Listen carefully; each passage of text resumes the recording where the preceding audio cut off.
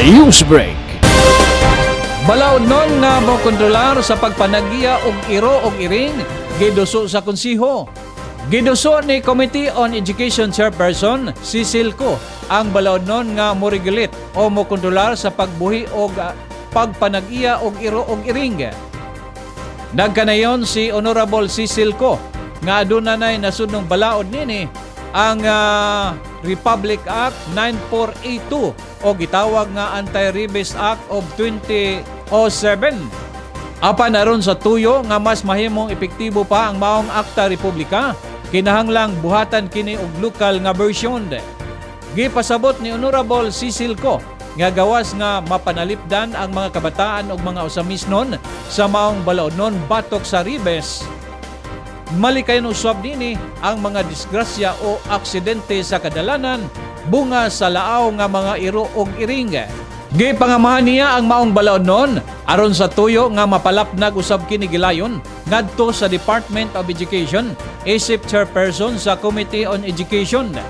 Aprobado na sa first reading sa konsiho ang maong nga balaodnon apan aduna pay ipahigayon nga pagtuki nini sa Committee of the Whole. As chairperson of the Committee on Education and considering that the Department of Education is enjoined by Republic Act 9482, known as the Anti-Rabies Act 2007, for its implementation, this representation is therefore constrained by public duty to propose a legal framework that will address persistent incidents of animal bites and the vehicular road accidents caused by stray animals, particularly dogs and cats.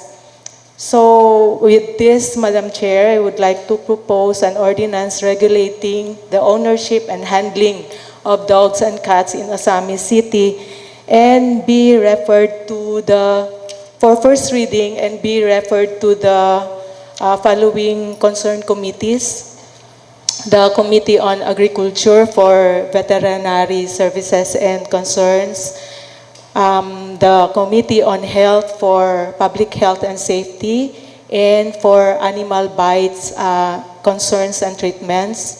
Madam Chair, I would like to recommend for a committee of the whole. For Committee on? Of the whole.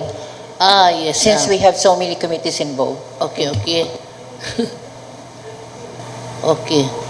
The proposal of Honorable